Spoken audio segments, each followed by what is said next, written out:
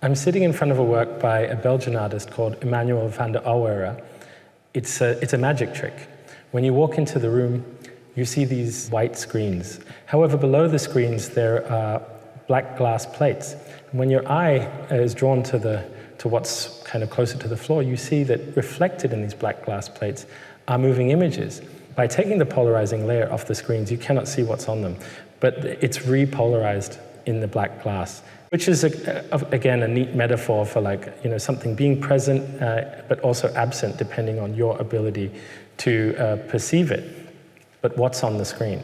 It's a film called Archons, and it is, amongst other things, exploring the idea that in a near future, we may be able to train generative AIs to create simulacra of our loved ones that we could interact with. Now, when the artist was making the work, this was a speculative future kind of sci-fi scenario.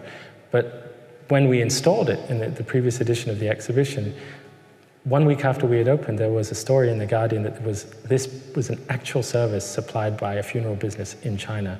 So the thing is, I think reality moves faster than fiction today. This exhibition is really interested in that tension.